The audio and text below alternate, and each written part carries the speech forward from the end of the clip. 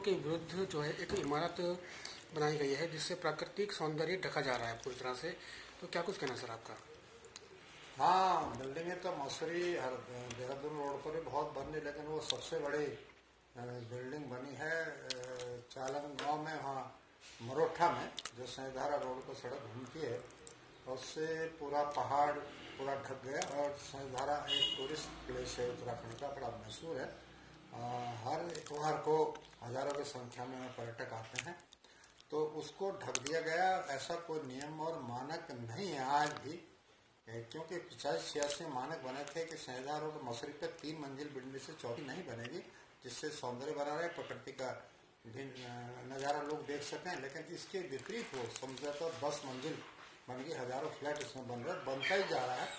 और वो agriculture land की कैसे इसका भू परिवर्तन किया गया, तो एक बड़ा गंभीर चिंता का विषय नहीं है, बल्कि ये सरकार का, डेवलपमेंट अथॉरिटी का, मैं समझता हूँ कि एक बिल्डरों के हाथ में बिल्कुल जैसे अपने को गिरवी रख दिया है। और ये देहरादून की तबाही का एक बड़ा कारण कभी बनेगा, क्योंकि भूकंपीय जोन है। वाड़ी इंस्टीट्यूट की रिपोर्ट भी है कि देहरादून का सारा नॉर्थ हिस्सा भूकंपीय जोन है, कभी भी कोई दुर्घटना, उसके नज़रअंदाज करते हुए हर जगह नदियों के किनारे उसकी, और ये तो एक अपने आप में बड़ा अभूतपूर्व है। तो सर क्या किन लोगों की है, ये प्रभावशाली लोगों की, वो किसी की भी है।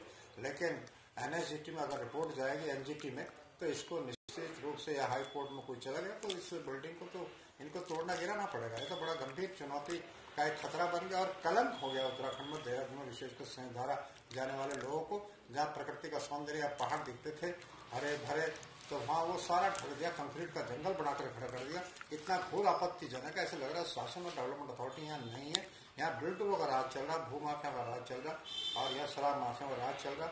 इन शक्तियों से यहाँ की सरकारें बाहर नहीं निकल पा रही। तो सर क्या माना जाए कि यह भू माफियाओं की गुंडाई है या सरकार की? भू माफिया गुंडाई क्या है? डेवलपमेंट अथॉरिटी जो है, या सरकार में बैठे शासन में भ्रष्ट अधिकारी जिनकी जिम्मेदारी डेवलपमेंट की है, उस स्तर से मिला जुला गठजोड़ है। हो सका नेताओं भी उसमें हो, लेकिन ये देहरादून के लिए कलंक साबित हो रहा है, उत्तराखंड के लिए कलंक साबित हो रहा है। इसका उदाहरण है, देखें तो जाके तो सबको आश्चर्य होगा, पूरा पहाड़ ढक देगा और बनता ही चला जा रहा है, उसकी कोई सीमा नहीं। कौन सैधारा जाएगा? कोई सैधारा क्या कंक्रीट का जंगल देखने जाएगा पर्यटक वहां पर?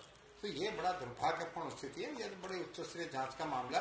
और एनजीटी में अगर रिपोर्ट चलेगी तो निश्चित रूप से इस पर कार्रवाई हो गई। हाई कोर्ट में कुछ चला गया। ये नियम और कानून को ताक पर रखकर दादागिरी से, गुंडागर्दी से, धन बल के आधार पर सबको, जैसे कोई सरकार नहीं हो, कोई नियम कानून न हो, उस तरह से बनाया गया जो हमारे लिए सबके लिए कलंक और चिंता का विषय। तो सर कहीं ना कहीं जैसे ये मानकों के विरुद्ध कार्य किया गया है, तो कहीं ना कहीं सर सरकार की मिली भगत और सफेद पोषों की इसमें सम्मिलितता, इससे कोई मना नहीं किया जा सकता।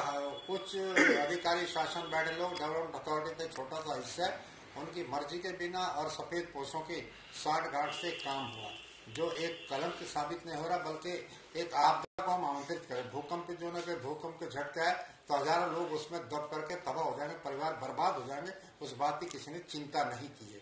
तो जो मानकों के विपरीत काम हो रहा, पर्यावरण का बुरी तरह से विनाश करने की साजिश हो रही, यहाँ के सौंदर्य को विकृत करने की साजिश हो रही, यहाँ की शांति व्यवस्था को करने की, और निश्चित रूप से भूकंप जोन होने के कारण किसी प्रकार से इसकी अनुमति नहीं दी जा सकती। ना कोर्ट देगा, ना एनजीटी देगा, ना कोई डेवलपमेंट। लेकिन ये भूमाफिया, बिल्डर्सों का और शासन प्रशासन में बैठे लोगों की मिली भगत का एक दुष्परिणाम है, जो गंभीर चिंता का विषय नहीं, भविष्य की एक चुनौती बन गया मानवता के लिए, उत्तराखंड के लिए।